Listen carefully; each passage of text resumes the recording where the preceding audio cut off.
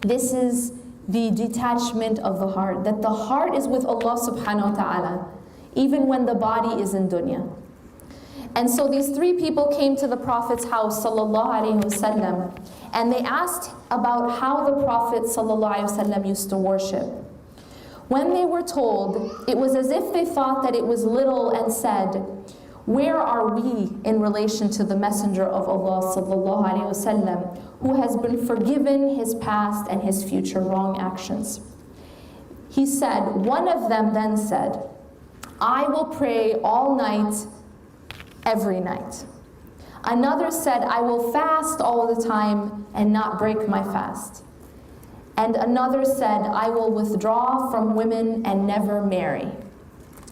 The Messenger of Allah sallallahu alaihi wasallam said, when he found out about what was said, he said, "Are you the ones who said such and such?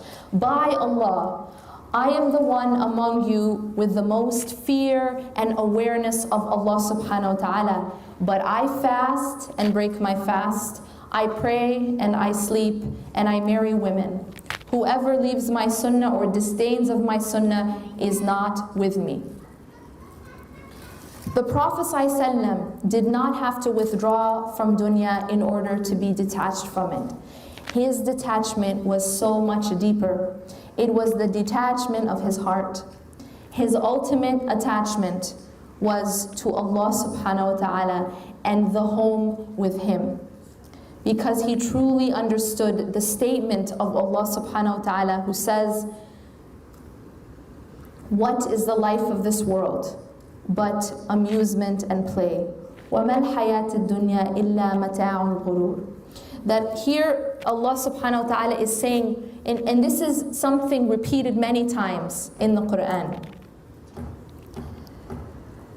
that this life is Allah subhanahu wa ta'ala compares it to a garden, something that is very pleasing to the person who sees it. You know, when you see really, really beautiful flowers, it's very, you're pleased with it.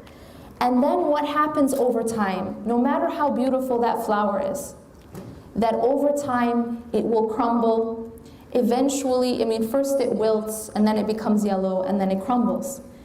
And there is a point where you can take a rose, and this is something that I personally experienced, because alhamdulillah I have roses in our backyard, and they are absolutely stunning when they're like fully in bloom. Absolutely stunning, subhanallah. You know, a few days later, sometimes maybe a week, two later, you can take that same rose that was so stunning at one point, and you can completely crumble it in your hands, right? And then if you go out in the wind, it just gets blown away. This, Allah says, is a sign. It's a sign for us to know what the life of this world is. The life of this world is just like that rose. Because the life of this world looks very beautiful for a while. For a moment, really. A blink of an eye. And then what happens is it crumbles away. كُلُّ مَنْ عَلَيْهَا فَانٍ. Every single thing is passing away. Except وَيَبْقَ وَجْهُ رَبِّكَ ذُو الْجَلَالِ وَالْإِكْرَامِ. Except the only thing that's lasting is the face of Allah subhanahu wa ta'ala, the countenance of Allah subhanahu wa ta'ala. He's the only thing that's lasting. So we hold this dunya in our hands and not in our hearts. Now number 4, so we finished sort of talking about understanding this life in order to be successful. Number 4 is you need to plan for tomorrow. If you want to be successful in your career, you have to plan for what you're going to do after you graduate.